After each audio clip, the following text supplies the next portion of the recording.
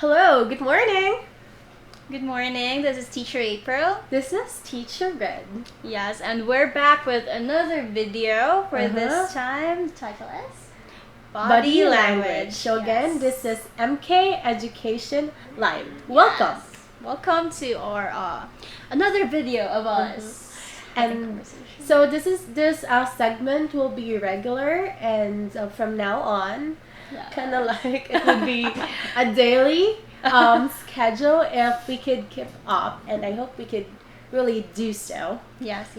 So today we will talk about body language. So what are body language? Let's see throughout this video. Yes. So, but first, of course, everyone uses body language in our daily lives, right? So, how about you, Teacher Red? What do you think is the most common body language that you use? I think my hand gestures. Hand gestures? Yeah, for example, I do, and even though you noticed in my video, and even like, I was like, Okay. yeah, and whenever I have class, even if it's a one-on-one class or in a crowd class, for example, in one section, I would like have some but hand gestures, for example, and some of my students really notice it and would really think that I kind of like do a sign language. Yeah, but I'm really comfortable, and whenever, and even though before when I sing in a crowd, they would say that I really do have a lot of hand gesture, and one of my singing coach kind of like when I sing before, she holds my hand because I often like do a lot of probably it's your way of better expressing yourself, your emotions, right? Because of course if you don't do the hand gesture, it's like you're being kept and and kind of like my thoughts are not in flow. Yes, your emotions or your thoughts are being restricted or something like that. How about you? What is your most common gesture that you, or body language that you use? I think it's for me smiling. Yes, because I'm kind of like the nice person here. So I always. So you mean I'm not nice? No. It's like I wanted people to feel comfortable around me, or to feel warm, to show them that I'm not intimidating or what. So I often smile, even to someone or to random strangers that I feel comfortable with smiling with. Yes, because of course I don't just randomly smile to people I pass on the streets, like even those so I choose people who always and I think when sometimes when people look at us we just those smile to be polite, especially like older people. Yes, when you pass. And we often really smile and greet, for example, good morning or good afternoon. Also, I feel like I also do it even if someone's like reprimanding me. Like I'm like, yes, ma'am. I totally agree. Yes, ma'am. Probably to show that I'm lowering myself or I'm humbling myself.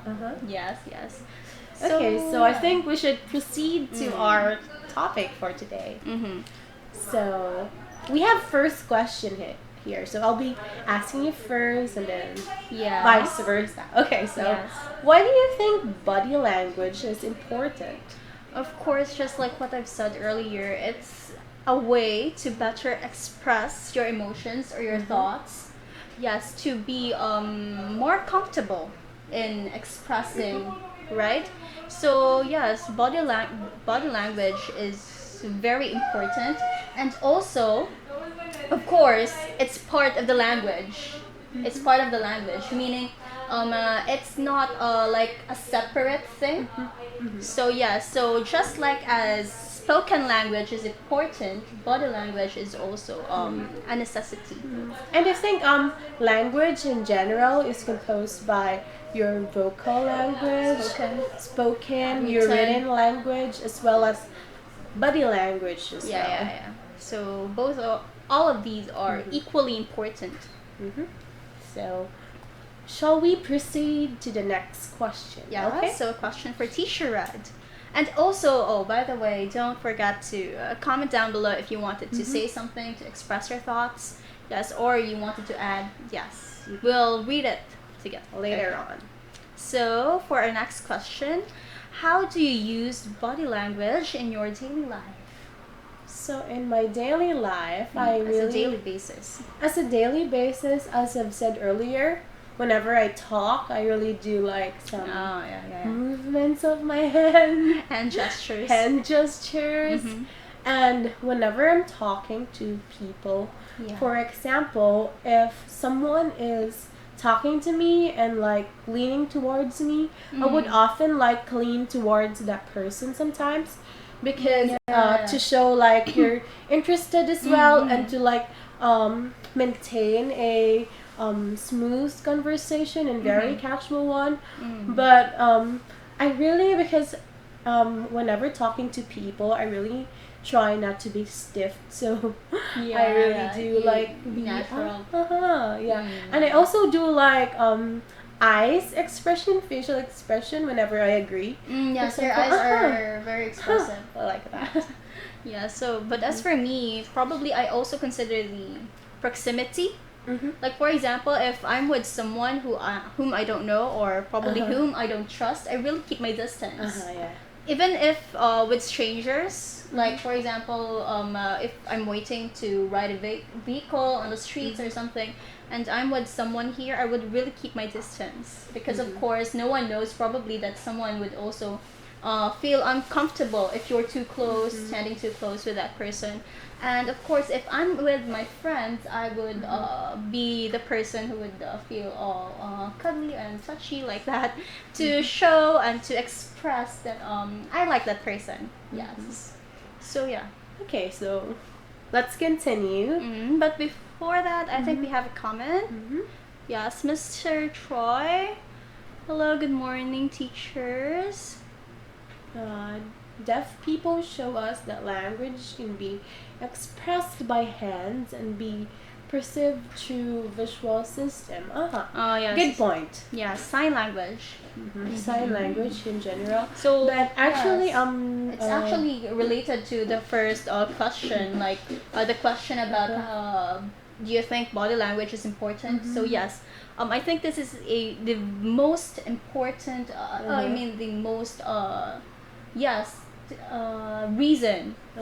But I think in that sense, mute people have really their own language. It's not just like, because body in language. Our case, we just incorporate our language, our body language, to our speaking language. But in that case, for mute people, they have their own language, their own varied and vast scope of language that it's different from our common just body gestures and body language. But in that case, body language is very dominant in that use. Yes. So moving on, we have our next question. What kind of body language do you use at school or at work? At school? Well, I think I'm both in school and at work. So, because I work for a school, literally. So actually, teachers, we often smile a lot of times. Because we wanted to be kind of like not too laid back, but just chilling. But there are those, of course, who, like, for example, they would keep a straight face whenever they face students, to show that they have the authority, or to show that students shouldn't mess with them or something. I remember one technique that I really used, because before I was handling like 50 grade 7 students, and they're like 12 to 13 of age. So these kids are like they just graduated elementary, so they're really kids. They're like babies in your high school community. They're very hard to If you don't really know the technique. So often they're very, very noisy. So sometimes when they're noisy, I don't really, because I'm not really the type of teacher that I would yell whenever I'm mad. Yeah. I'm not really like that. So whenever I'm mad, I would like close my mouth and just keep a straight face. And I would like, and whenever they notice that I'm already keeping quiet or having the straight face, they would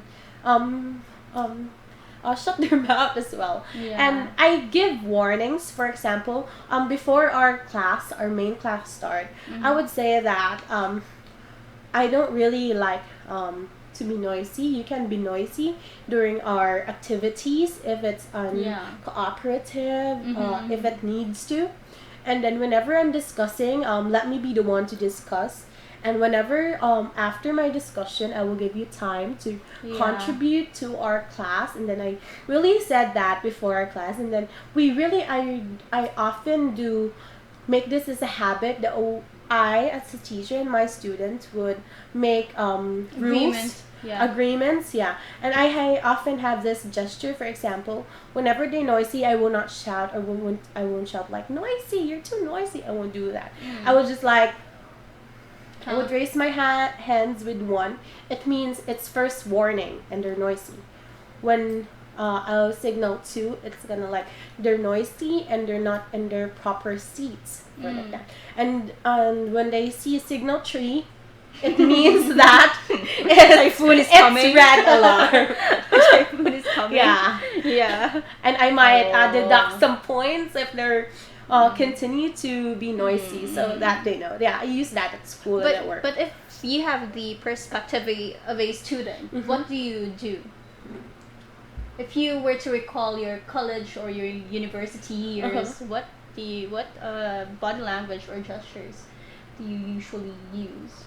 Like, for example, for me, whenever someone is discussing in front, like even if it's the professor or a classmate who is doing his or her report, nodding. I would really nod to show that you are interested.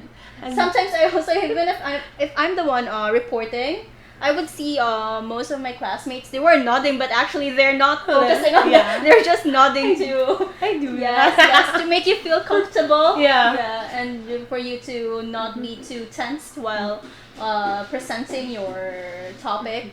So nodding usually helps, and actually it helps me.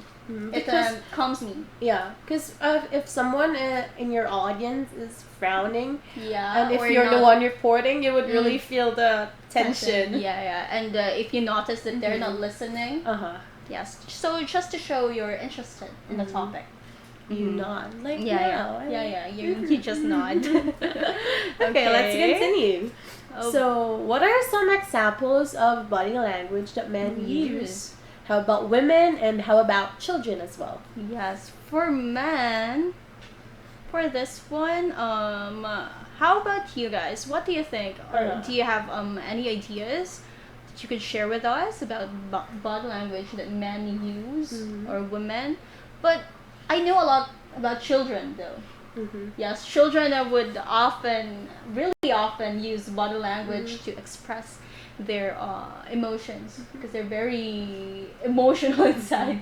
Yes, like for example, if they want something, right? If they're about to, like for example, they would cry or they would frown. Yes. And whenever they're very happy, they would jump a lot. And yes, they're very expressive. Very expressive. Yes.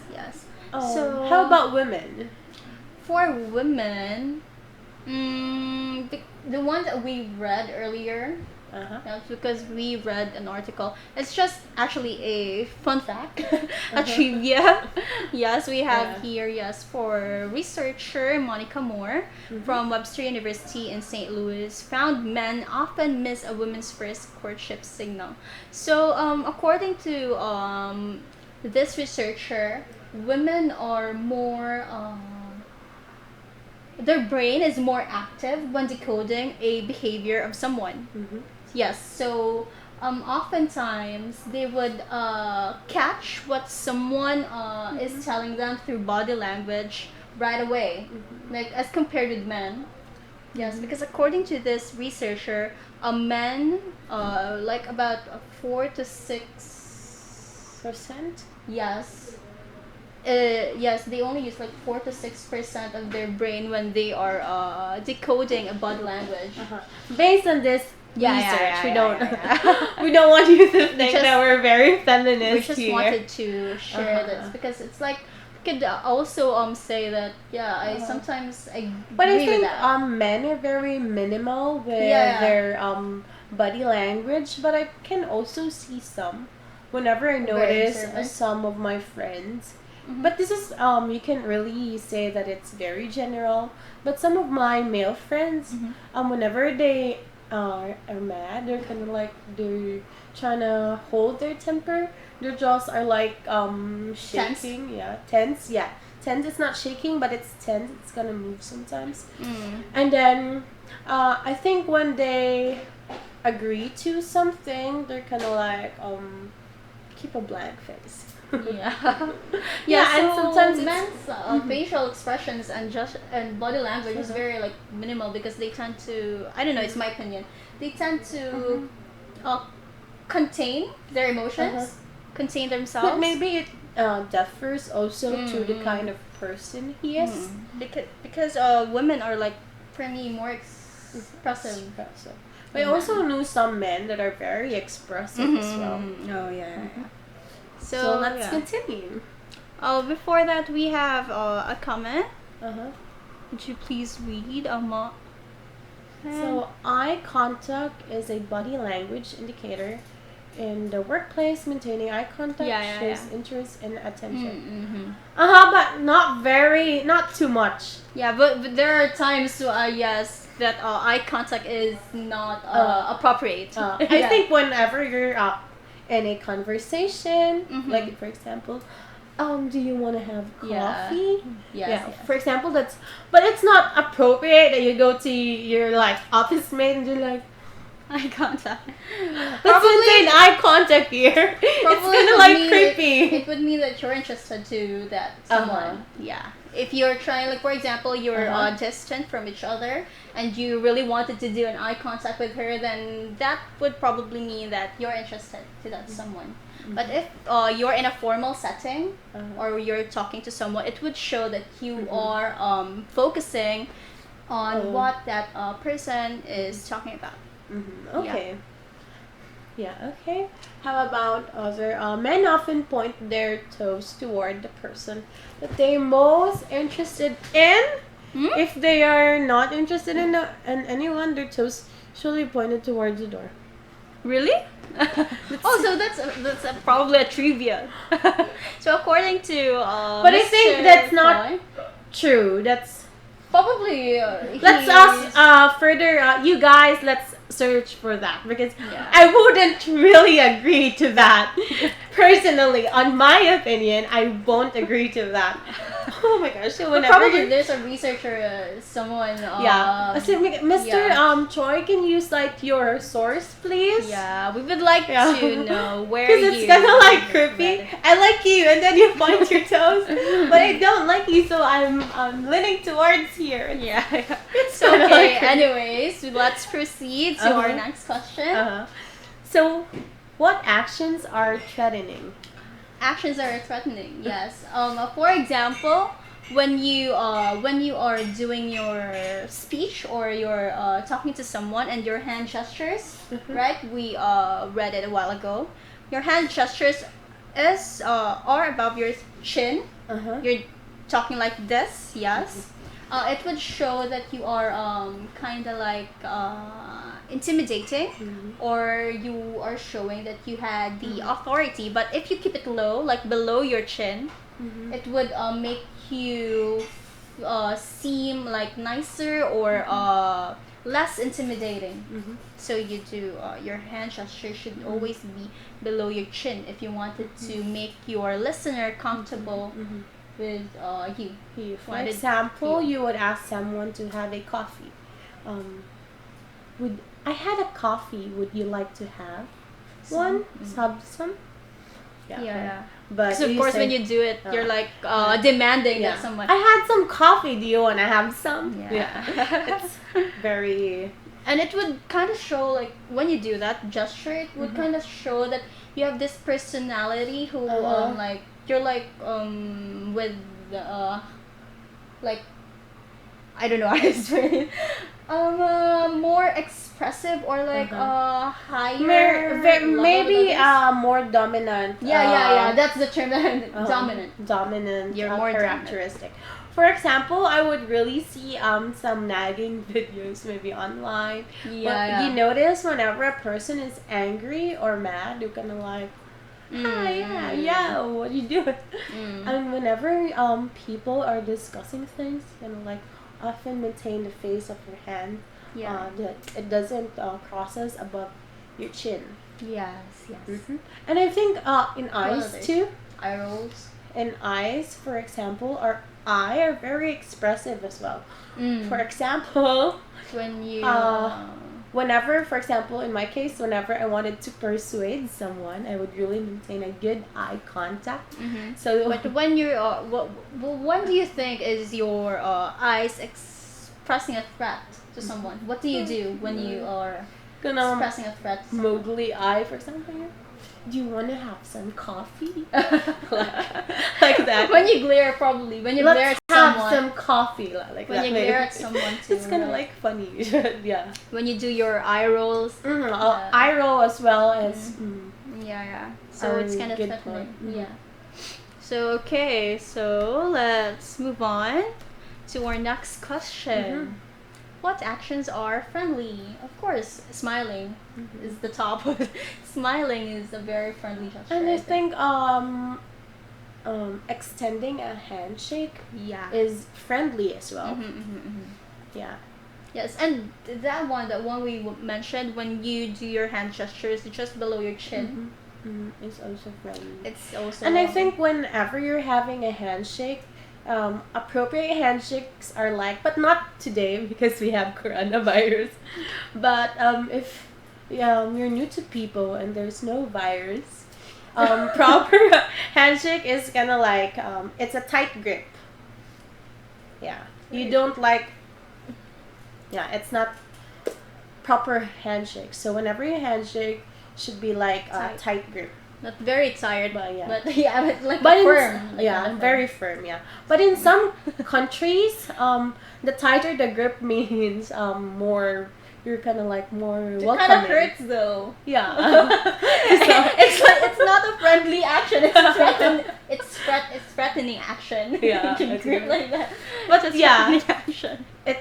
But if you're both men, I think you can do a tight grip. But if you're having a handshake with woman or a girl, a little because girl. Of course if you do it like this, just like that, it's like insincere or insincere. Yeah, in Philippines we call it plastic. Plastic. Okay, so let's continue. So how can you misinterpret someone's body language? How about you? Have you ever experienced being misinterpreted, like your actions were misinterpreted by someone? Oh yes. Most of the time. Because I